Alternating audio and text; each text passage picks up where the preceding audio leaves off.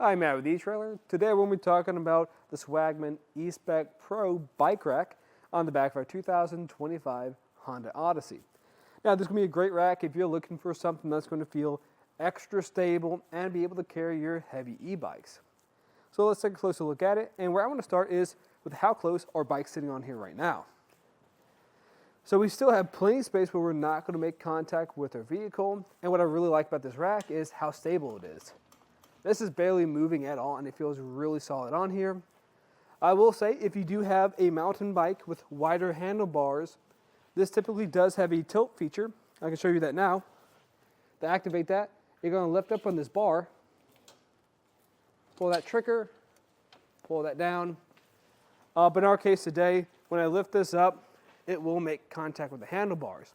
So if you have some slightly not as wide handlebars, it should work. And we'll put this back up. I can show you how to take it off. So we're going to have a strap on each tire. That also kind of helps it stay on here a bit better. And it's going to have some rubber on there so we don't scuff anything up. And when it comes to the main attachment, making contact for the frame, so I don't recommend anything like a carbon frame or alternative frame on here. But this is going to have a lock on here. So it'll be secure. Have some rubber on here so we don't scuff anything up. And what I like about this design, me personally, I like being able to take this off completely. Makes it easier just to remove when I need to. Now, if you don't want to lift this all the way up, especially if you have those heavy e-bikes, because this is going to have a capacity of 80 pounds, we can push this bar down. And what I'd recommend doing is catching it in the crook of your arm, pulling up on this tab here, and pushing this down like so. Get that out of the way, and now I don't have to lift it up quite as high to remove it. And now I can take it out for a ride.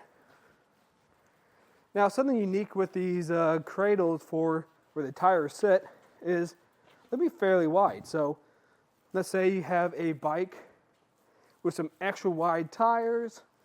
This is going to be compatible with it. You'll have different ridges too for even your small, medium, and fat tires. And we can put this back on. All I gotta do is line this up with that track. It locks into place. Now I will say sometimes these do feel kind of wide, so what I'll do is just adjust this a bit so they work around these cradles. Make sure to put everything back up. And this will lock into place when it gets to the bottom. Now let's talk about a couple measurements. The first one is going to be the ground clearance. So going to the furthest point out, right here, we are sitting at 17 inches. So that's fairly okay. If you do have some heavier bikes on here, it's going to drop down by a couple inches.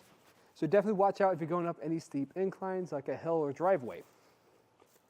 Now for the total distance away this sits, that's going to be around 30 inches. So that's pretty standard for a 2 bike rack.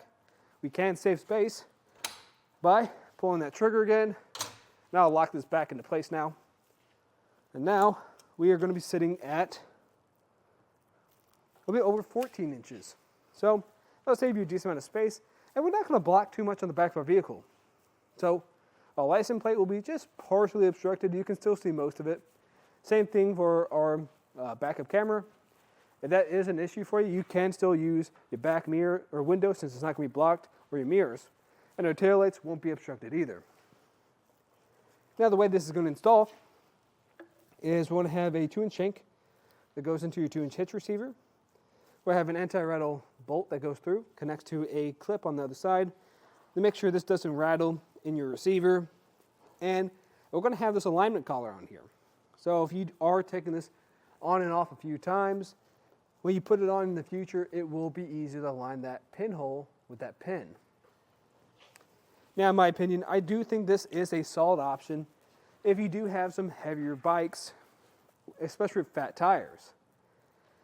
Now, if you're looking for something that's going to be a little bit more affordable, that can also carry heavy bikes, then I would recommend the Benton Shifts and Grins. That's nice, especially since you can put a 2 bike add-on to it without doing too much work. It's just going to be a hand knob that it secures on there. So you can even take out your kids if you want to go out with a larger family. Now, I will say the downside to that one is it is going to be much heavier and it is a little bit harder to work with, but you can fold up the shank to store it in your garage, so it doesn't take up as much space. But it really just depends on if you have those fat tires or not, and if you're looking for something that's going to be a little bit lighter to move around when you do need to put it in storage. Now, if you guys have any other questions, let us know here at eTrailer.